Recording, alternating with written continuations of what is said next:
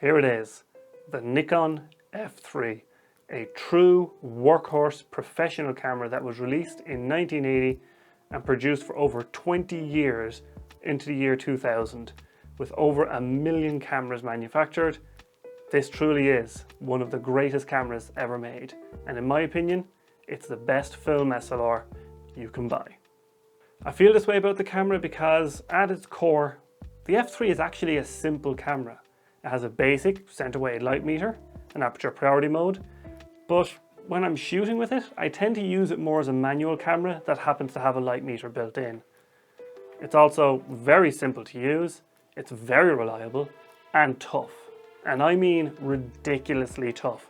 These things are absolute tanks of cameras, so they do tend to last a very long time. And if you happen to find one, it's a bit beaten up, well, it's probably actually going to work. There are lots of stories of these cameras running for decades and decades without servicing and are running just fine. This particular F3 was manufactured in 91, which is kind of cool because I was also manufactured in 91. But the F3 is actually in much better condition, mostly due to that insane build quality that I mentioned before. And the reason these things are so long lasting and just are so great is because when Nikon was actually making these cameras, they built them to insanely high tolerances and very high quality parts.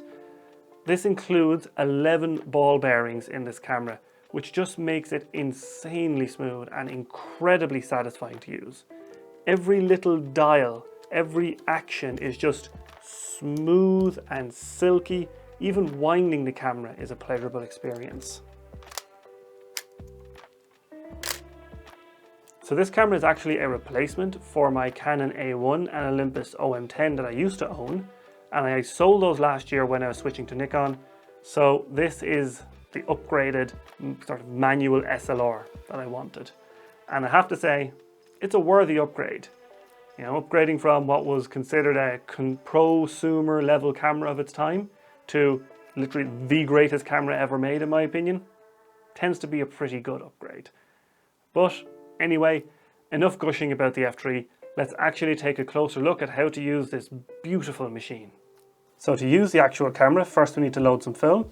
And to do that, we need to open the film door by pushing on this little tab and then lifting the rewinding handle, and the film door should pop open.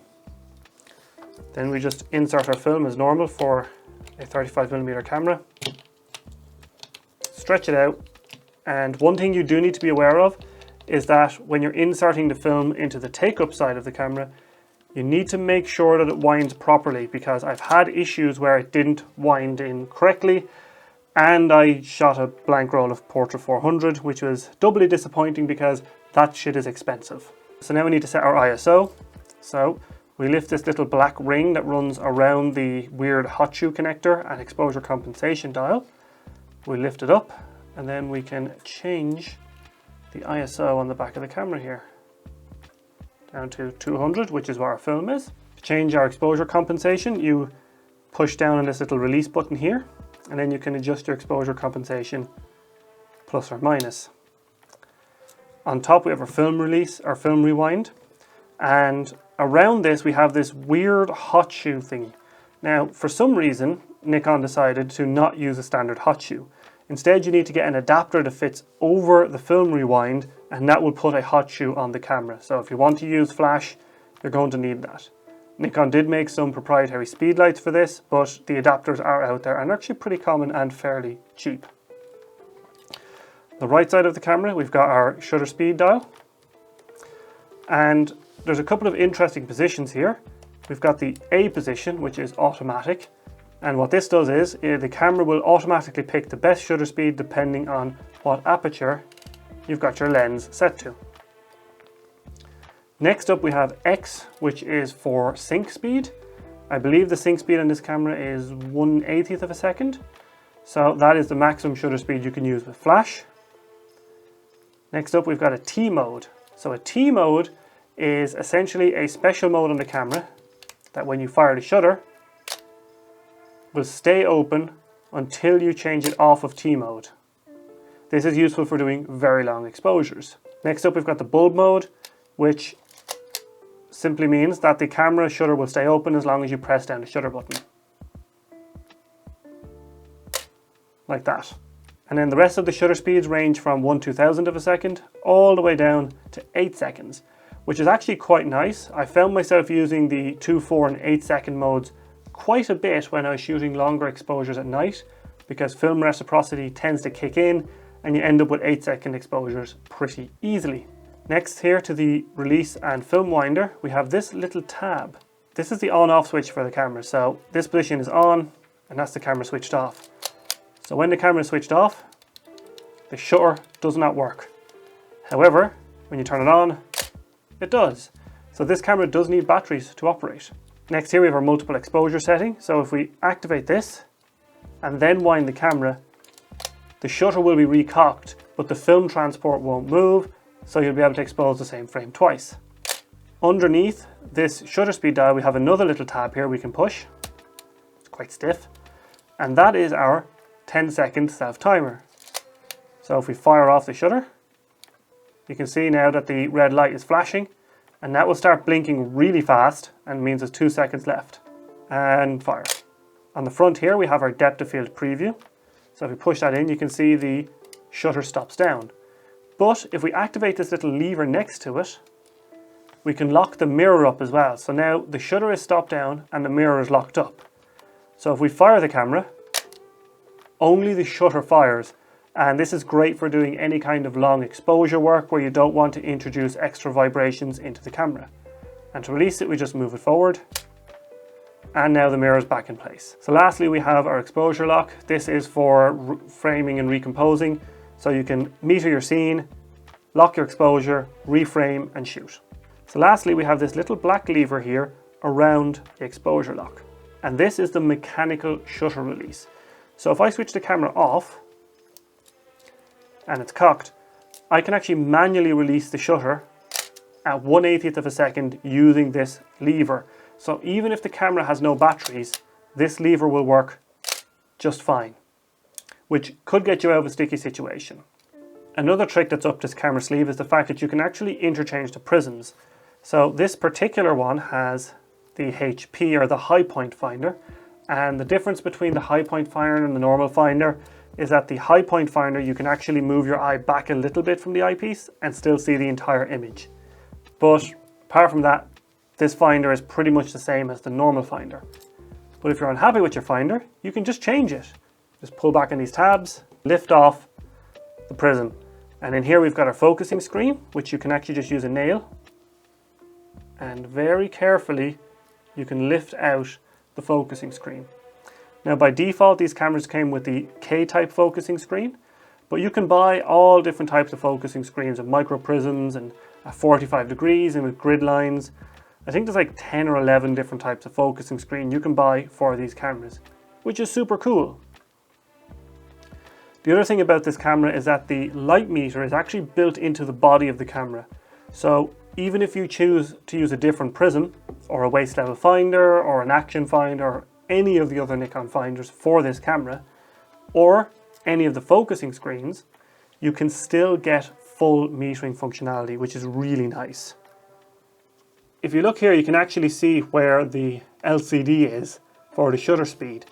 But if we push in this little red button here, it lights up. So when you're operating this camera in the dark, you can still see the LCD. And that's controlled with this little red button. And let's just pop the finder back on. On the back of the HP finder, we have one last little feature, which is this little lever, which closes the eyepiece curtain.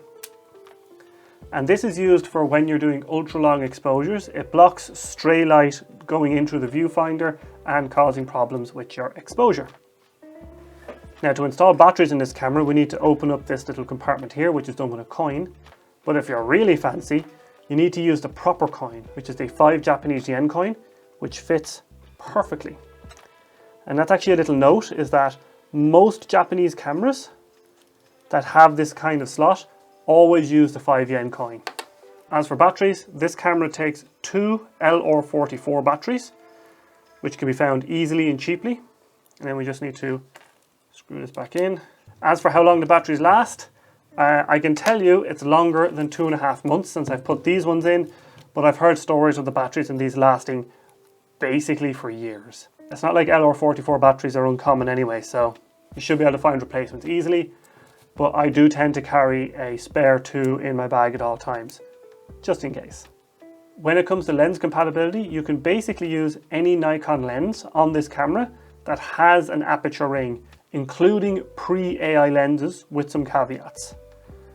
Now, the lens I have in this camera at the moment is the 50mm f1.2 Nikkor, and this lens is an absolute dream on the Nikon F3.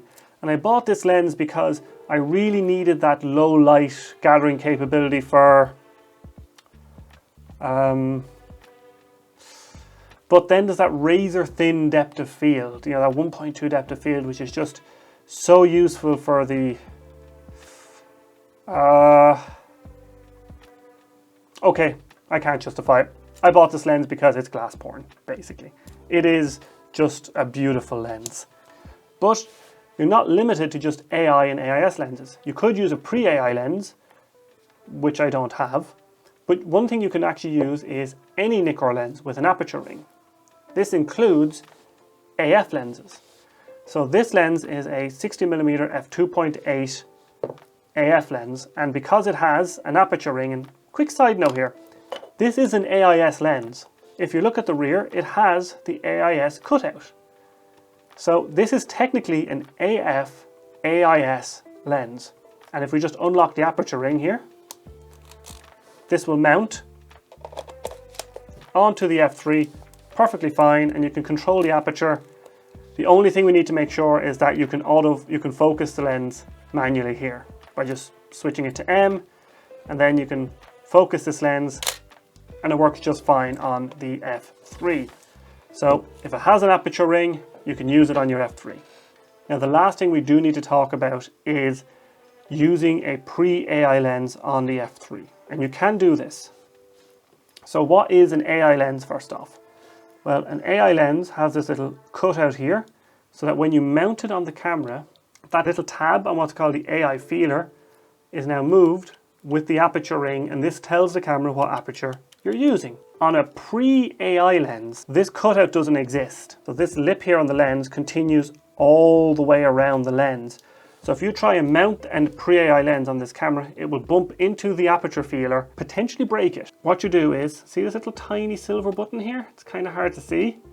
You push that down, and then you can lift the aperture feeler up out of the way. So now with the feeler lifted out of the way, if you were to put a pre-AI lens, like so, just imagine this is pre-AI, onto the camera, you can see that the lip here can pass straight by the feeler and it won't damage the camera. Lastly, we need to talk about G lenses. So this is a Nikon 50mm AFS G 1.8 lens.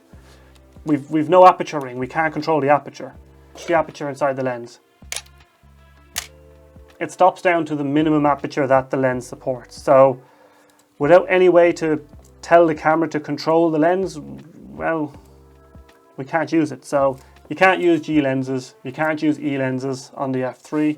You have to use a lens with an aperture ring. And there's so many great lenses with aperture rings out there. Why would you even want to use a G lens? That's it for looking at the camera. I think it's time to take this out into the field and do some shooting. Portrait beans. And not the Fuji greens.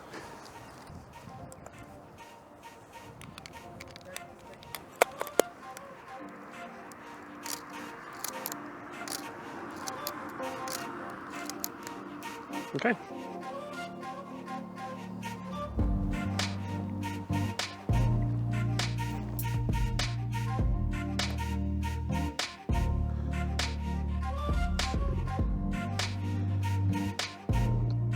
And 25th. I want that to be 25th. Middle tone. I'm gonna go a little lighter now, go 1/60th.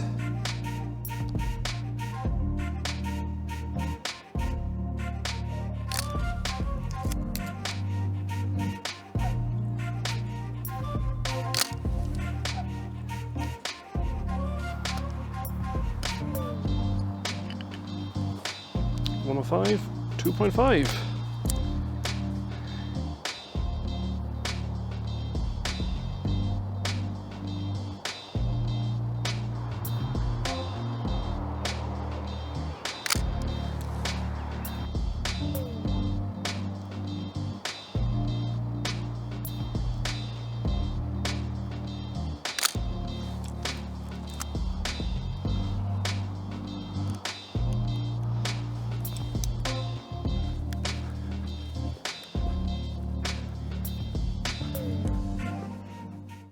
So in conclusion, is it the greatest film camera ever made?